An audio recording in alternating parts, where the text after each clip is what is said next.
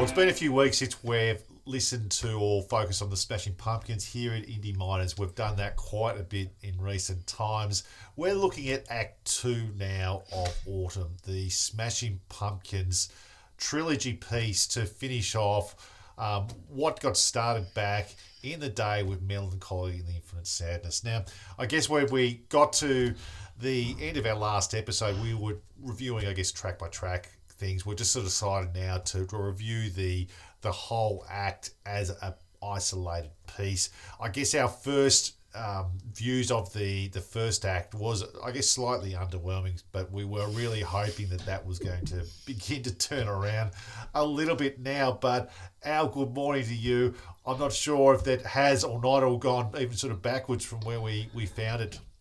Yeah, good morning, mate. You mentioned Smashing Pumpkins, Melancholy and the Infinite Sadness. I would say this is more Billy Corgan and the Infinite Awful Experience. It has not got any better. So what we've done here at Indie Miners is we've done you guys a favour. We've done the hard work. We've jumped onto iHeartRadio, painstakingly gone through each song. So Billy basically bangs on for an hour in each of these episodes, basically talking about himself and the past and all this kind of rubbish, but he does sneak each song in there if you're lucky to kind of find it, if you've got that time. We've done it for you.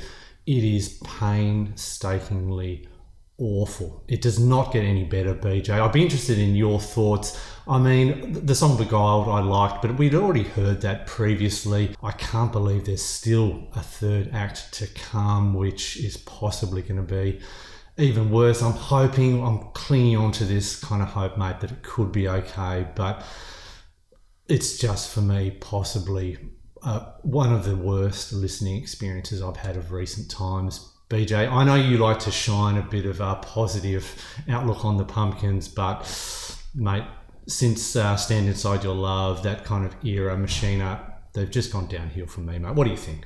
I must admit I do agree with you more than disagree, in fact, with this particular album. And we're 22 songs in. I was really struggling to find a reference track, and I actually found one. It's if anyone has heard of Wonderful Christmas Time by Paul McCartney, I think that is basically it. He's Billy Corgan has decided to write a 33 song trilogy based on that particular track as a reference point. So I think that gives you a really sense of what to expect. But look, in terms of going through the album, Beguiled, I think, was clearly the best one from that second 11.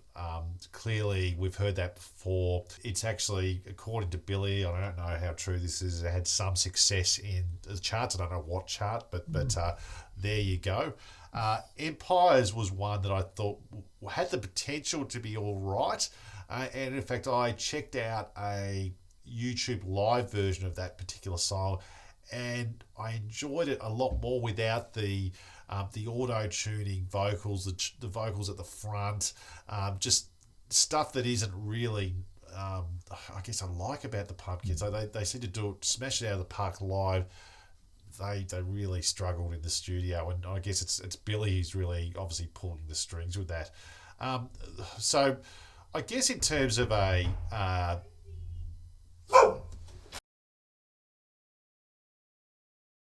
just as a reference point, there's a dog barking at BJ's house. That sounds better than the new Smashing Pumpkins album. Well, so I didn't expect that. So where were we? So look, I'm going to give this one 2.5 stars. Al, I take it you're not going to give it 2.5. No, I'm really going to have to let rip on this. This is the first time on our show, and possibly ever, any album's ever got 0 stars. And I'm really sorry, Billy, but I'm going to have to give it 0 stars. It's a real struggle for me, and I'm just trying to get my point across to our viewers that please don't waste your time listening to this album. My question, BJ, before we go, is where's James Iheart? Like, you can't even hear the guy on this album. Where is he? He's gone missing.